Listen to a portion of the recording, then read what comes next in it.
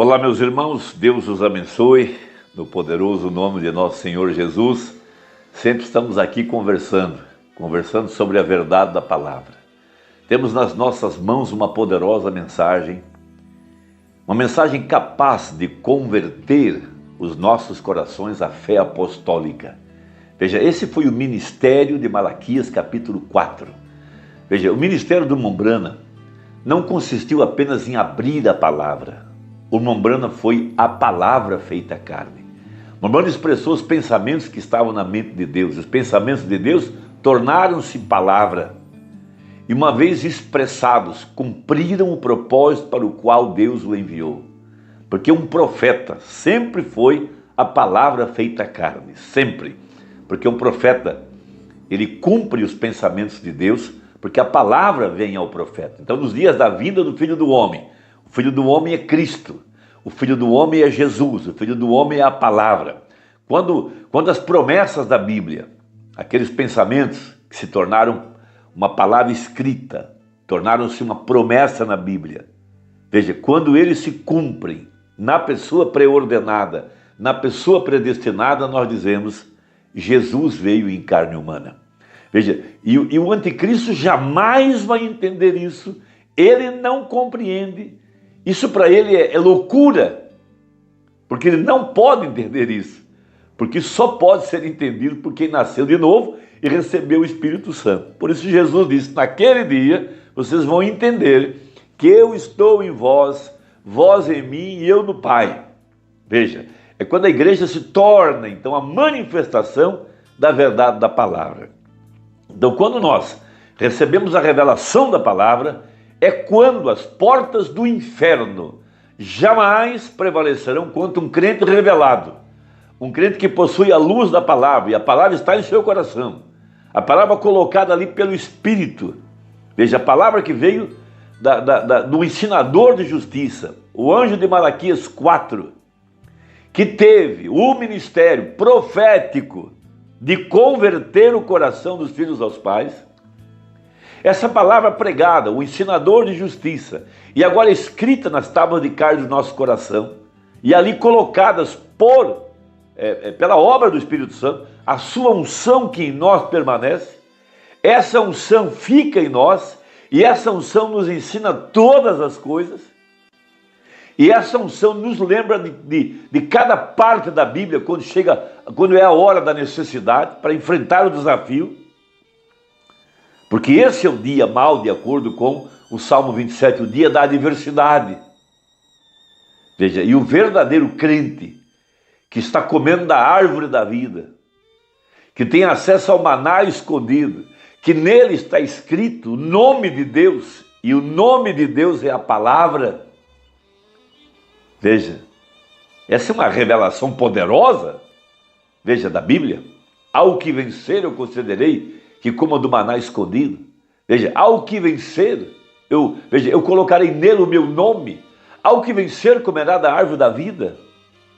Ao que vencer, sentará comigo em meu trono. Veja a Bíblia em Apocalipse capítulo 3, verso 21. Ao que vencer, lhe concederei que se assente comigo no meu trono, assim como eu venci e assentei com seu pai no seu trono. Somente um profeta para mostrar esta grande verdade. Veja, não em meu trono, disse ele, mas no meu trono. E o trono é um domínio. Aquele domínio que Adão e Eva perderam lá em Gênesis, esse domínio foi restaurado aqui no tempo do fim, quando o nosso parente redentor desce do céu em Apocalipse 10, com um título de propriedade na mão, para devolver a nós o reino. Por isso que nós oramos por 2000 anos, venha a nós o teu reino. Um trono, quem tem trono é rei. Então, em meu trono, no trono do rei, e até onde vai esse trono, esse domínio? Até onde estão as fronteiras.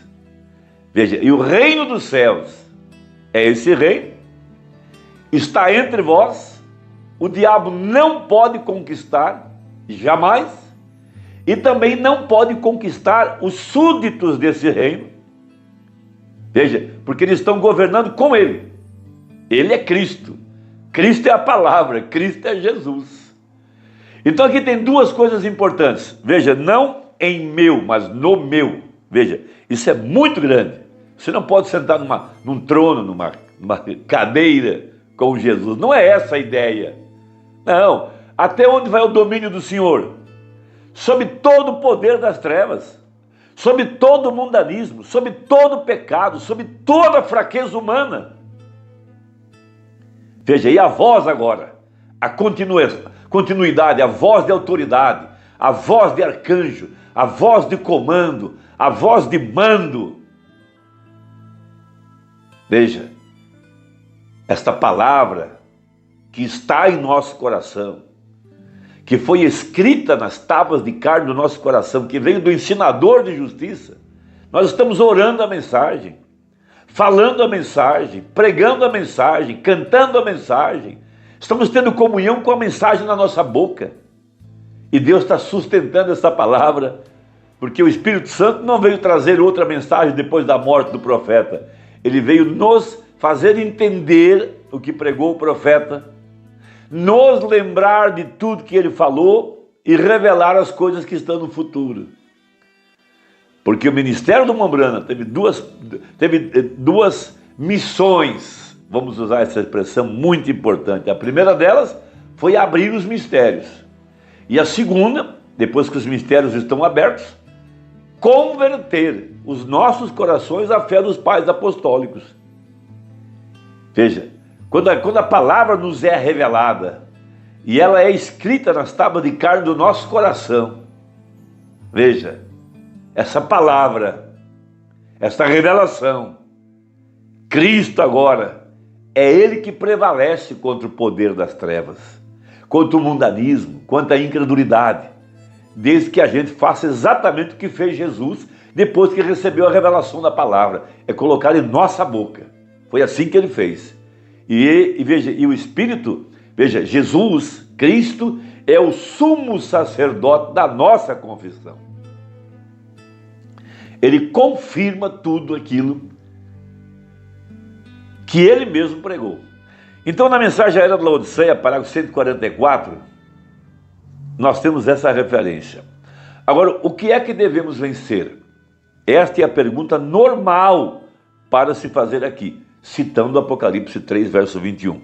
Veja, mas este não é o verdadeiro pensamento deste verso, porque não é tanto que devemos vencer, mas como devemos vencer. Ora, isso é lógico, porque não é muito importante o que devemos vencer, a menos que saibamos como vencer, ou como podemos vencer. Veja, um rápido estudo nas Escrituras, que envolve o Senhor Jesus Cristo vencendo, revelará a verdade desta afirmação. Veja, em Mateus 4, onde Jesus é tentado pelo diabo, e ele venceu as tentações pessoais de Satanás. Veja, as tentações pessoais. Ele foi tentado em tudo que você e eu fomos, ou somos tentados. Ele venceu cada uma delas. Veja, ele venceu as tentações pessoais de Satanás pela palavra, e tão somente pela palavra. O que precisamos é alcançar a revelação, depois colocá-la em nossos lábios com fé, porque torna-se uma espada contra o poder das trevas. Veja, em cada uma dessas três principais tentações, e que correspondem exatamente às tentações do Éden, aquelas mesmas que Eva e Adão receberam. Veja, a concupiscência da carne, a árvore era boa para se ver, linda. A concupiscência dos olhos, né? Concupiscência da carne, veja, boa para comer, boa para provar. Veja, e a soberba da vida. Veja, é pensar que nós podemos viver sem a palavra, viver do conhecimento, viver da sabedoria humana. Veja, Jesus venceu pela palavra. Eva caiu na tentação pessoal de Satanás por falhar em usar a palavra. Adão caiu em desobediência direta à palavra, mas Jesus venceu pela palavra. Veja, e agora mesmo, deixe-me dizê-lo, Esse é o único meio de se tornar vencedor. E este é o único pelo qual você pode saber se está vencendo, porque esta palavra não pode falhar. Meu irmão, seja um vencedor. Faça como Jesus. Tome a palavra revelada. Ele sabia o que a palavra queria dizer, ele sabia quem ele era, ele creu na palavra, ele não foi como Moisés que duvidou da palavra, ele creu na palavra, ele endireitou aonde Eva falhou, ele tomou a palavra como uma espada, com poder, e foi contra o inimigo. Satanás teve que fugir. Por isso diz a Bíblia, resisti ao maligno, resisti ao diabo, e ele fugirá de vós. Por isso a importância de alcançar a revelação. Vai na mão do anjo, toma o livro, engole ele, e depois só fale aquilo que o mensageiro falou. Essa é a nossa comissão. E Deus vai sustentar a verdade, desde que você creia, desde que ela esteja em sua alma por revelação. Deus te abençoe. Até a próxima, se Deus quiser, em nome de Jesus. Amém.